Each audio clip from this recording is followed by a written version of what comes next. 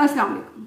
आप जानते हैं कि मौसम आजकल तब्दील हो रहा है। जैसे ही मौसम तब्दील होता है, इवन सर्दियों में नहीं, मौसम की तब्दीली किसी भी सर्दियों से गर्मियां आ रही हैं, गर्मियों से सर्दियां जा रही हैं, या बाहर का मौसम, कोई भी मौसम की चेंज है, उसमें इस तरह के मरीज ज्यादा बढ़ जाते हैं। किस तरह के? ये नज़ला जुकाम और वायरल जो इन्फेक्शंस हैं, एलर्जी के मसाइल हैं, ये जो है ये चीजें बढ़ जाती हैं। क्यों बढ़ जाती हैं? नज़ला सर में क्यों जम जाता है और किन किन चीज़ों पर अमल करके आप इससे बच सकते हैं।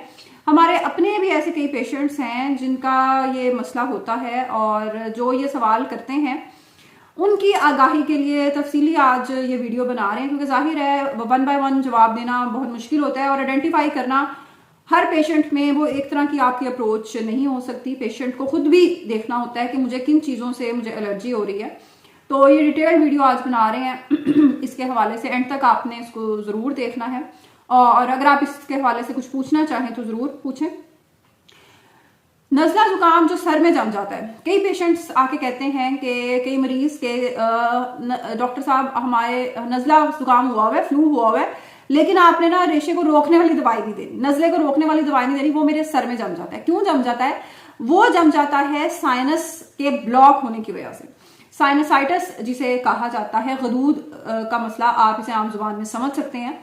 साइनस क्या चीज है? ये छोटी छोटी बारीक खोखली हड्डियां आप इनको कह सकते हैं। ये कोई एक साइनस नहीं होता जिसमें जिस तरह आपके ये आंखों और इस साइड पर फ्रंटल साइनस है, मैक्सिलरी साइनस है, एथमॉइडल है पीछे, उसके बाद स्फिनॉइडल साइनस है। तो ये कई तरह की छोटी छोटी हड्डियां हैं।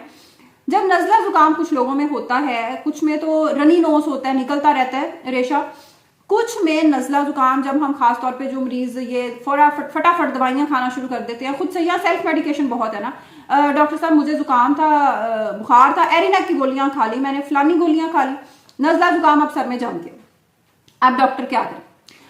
अच्छा, उसमें उसके ट्रीटमेंट पे तो हम बाद में जाते हैं कि इलाज आप क्या क्या कर सकते हैं। उसको, उस जमे हुए रेशे को निकालना क्या है, पहले आपको देखना है कि मरीज में हो क्या रहा है, मरीज को क्या हो रहा है। उसको समझ तो नहीं आ रही कि मुझे नज़ला था और क्या हुआ था, लेकिन उसके सर में दर्द हो रहा है मुसलसल, उसके इन जगहों पे, ये सारा जो एरिया उस पे दर्द हो रहा है, मुसलसल सर दर्द हो रहा है, भारी हो रहा है, जकड़न हो रही है सर में। वो इसीलिए हो रही है कि वो रेशा जिसको निकलना चाहिए था वो सारा इन जगहों पे जम गया। ये हमारे जो सारे साइनस हैं, ये फ्रंटल साइनस है, मैक्सिलरी, इन सब की ड्रेनेज नाक के थ्रू होनी है। इन्होंने नाक के जरिए से अपने आप को रिलीज करना है, आपको सांस लेने में आसानी होने, फिर आपका सांस भी बंद हो जा रहा है, आपको सर में दर्द होना है मुसलसल, क्योंकि आपका जो ड्रेनेज है, आपका निकलने का जो रास्ता है निकासी का, वो बंद हो चुका है। क्यों होता है? बहुत सारी वजूहात हैं। आपकी नाक के अंदर बहुत सारी चीजें हैं, साइनस के अंदर बहुत सारी चीजें हैं जिनसे होता है। कोई मैस, कोई चीज बन सकती है, कोई पॉलिप, कोई गदूद जिसे आप समझ सकते हैं, इन जगहों पे ये नाक और सांस के रास्ते में बन सकता है। कोई फॉरेन बॉडी, कोई चीज, जिस तरह बच्चे कोई नाक में चीज फंसा लेते हैं, उनकी वजह से हो सकता है। इसके अलावा कोई एलर्जी के मसाइल हैं, जिस तरह कुछ लोग आपने देखा होगा कि बाहर मट्टी में गए हैं या कोई धुएं वाली जगह पे गए हैं, कुछ लोग फैक्ट्रियों में, कुछ इस तरह की जगहों पे काम कर रहे होते हैं, जिसकी वजह से उन्हें सांस के मसाइल, एलर्जी के मसाइल हो जाते हैं। वो मट्टी वाली जगह पे गए हैं, छींकें आना शुरू हो गई हैं, नाक बताना शुरू हो गया कि मुझे मसला है, मैं बंद हो रहा हूं, मुझे एलर्जी हो रही है। उसमें क्या है कि ये हमारा जो सांस का रास्ता है, एलर्जी हो रही है तो वो स्वेलिंग होके, इन्फ्लेमेशन होके, सोज पड़ के वो कम होता जा रहा है, उसमें जगह कम से कम होती जा रही है, आपको सांस लेने में मुश्किल होती जा रही है। बचेंगे कैसे? अवॉइड करें, बचें। किन चीजों से बचें? जिस जिस चीज से भी आपका मसला होता है, जिस तरह इस्लामाबाद में पोलन की एलर्जी का मसला बहुत ज्यादा लोगों को होता है, वहां पे मुख्तलिफ जगह पे मुख्तलिफ है। फसलों की जब कटाई होती है कई इलाकों में, दही इलाकों में, वहां पे लोगों को ये मसला बहुत होता है, वो उड़ उड़ कर सांस में वो चीज शामिल होती है, उससे बचें। मास्क लगा के रखें।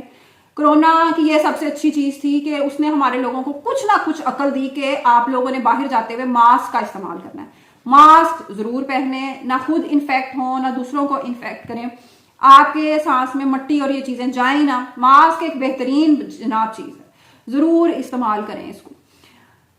कुछ लोगों को जिस तरह फास्ट फूड से, कोक, केचप, इन चीजों से एलर्जी हो जाती है, फौरन उनको पता चल जाता है, फौरन छींके, सांस में मुश्किल, ये चीज होना शुरू हो जाती है, उसको अवॉइड करें।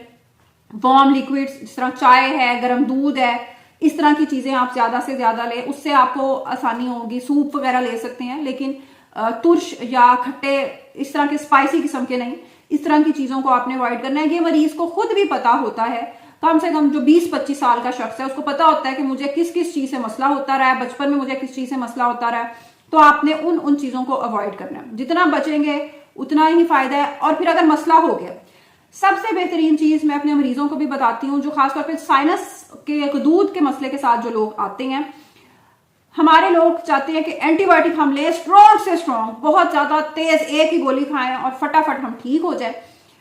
लेकिन असल जो मसला है, जिस चीज ने सांस को खोलना है, वो है आपका स्प्रे। नाक में करने वाला जो स्प्रे है, आपने एक तरफ करना है, आपने खींचना है उसको, उसने एक ही दवाई ने आपका सारा सांस खोल देना। अगर आपको बार बार ये मसला हो रहा है तो सबसे बेहतरीन चीज नेजल स्प्रे है।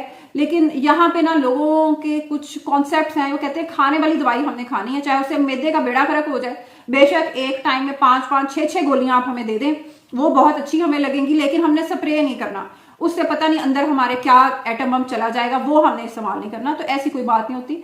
सबसे बेहतरीन चीज इसका हल नेजल स्प्रे है। उसने आपके ये सारी चीजें खोल देनी है। आपका जो हेडेक, सर में दर्द है, सर में जकड़न है, उस चीज को बेहतरीन कर देना।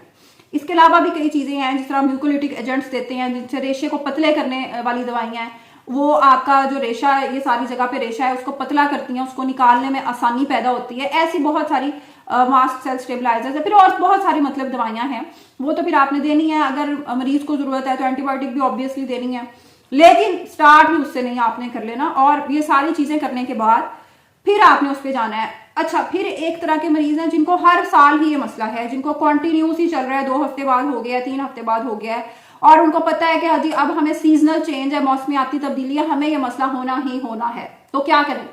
हर साल फ्लू की वैक्सीन आती है सर्दियां शुरू होने से पहले, सितंबर-अक्टूबर में, जरूर लगवाएं अपने करीबी डॉक्टर से। नाम उसका मुख्तलिफ होता है, आप अपने करीबी डॉक्टर से राब्ता कर सकते हैं। अच्छी बड़ी फार्मेसीज पे आ जाती है, सितंबर के एंड पे, सितंबर के दूसरे-तीसरे हफ्ते में आना शुरू हो जाती है। जरूर लगवाएं, खुद भी लगवाएं, अपने बच्चों को भी, जिन जिनको ये प्रॉब्लम होता है उनको जरूर लगवाएं। आपकी इम्यूनिटी बिल्डअप करने में ये अच्छा रोल प्ले करती है। उसके अलावा विटामिन डी जरूर लें, आपकी इम्यूनिटी के लिए बहुत अच्छा है। आपका जिस्म इस काबिल होता है कि वो इन्फेक्शन का मुकाबला खुद से कर सके। ये छोटी चीजें हैं जिन पर अमल करके आप इससे बच सकते हैं। जितना बचेंगे उतना ही बेहतर है। फिर ऑब्वियसली जब इन्फेक्शन है तो उसको तो हमने ट्रीट करना है, उसका इलाज करना है, लेकिन ये छोटी चीजें, उनसे आप बच सकते हैं। एक चीज खास तौर पे मर्दों के लिए, ये जो स्मोकिंग है या स्मोक के अंदर आप कुछ जगह ऐसी होती हैं, वर्क प्लेसेस जहां आप काम करते हैं, ये भी आपके सांस को बहुत ज्यादा खराब करता है। इससे भी बचें, जितना बच सकते हैं। जिस तरह मैंने पहले कहा कि मास्क काइंडली जरूर बनाएं, अपनी जिंदगी का हिस्सा बना लें कि जब भी बाहर जाना है आपने मास्क जरूर पहनना है। बहुत ही अच्छी चीज है। पाकिस्तान के बड़े शहरों की हवा जितनी गंदी और स्मॉग से भर चुकी है, लाहौर, फैसलाबाद, कराची, ये जितने भी शहर हैं, तो बराहे मेहरबानी जितना मास्क का इस्तेमाल करेंगे उतना ही बचेंगे। फिर घरों में आप ह्यूमिडिफायर्स और ये एयर प्यूरिफायर्स यूज कर सकते हैं। वो तो खैर बहरहाल अब तो शायद घरों का हिस्सा बन जानी आने वाले सालों में, जितनी पोल्यूशन बढ़ रही है। तो बहरहाल ये छोटी चीजें हैं जिनको आप अपना कर अपनी जिंदगी को आसान बना सकते हैं। और ये हर वक्त जो बीमार, नाक बह रहा है, इन चीजों से आप बच सकते हैं। आपका भी अगर यही मसला है और आप इसके हवाले से कुछ पूछना चाहते हैं तो काइंडली कमेंट सेक्शन में जरूर लिखें। हम अगली वीडियो में आपको जरूर इसका जवाब देने की कोशिश करेंगे। अल्लाह हाफिज।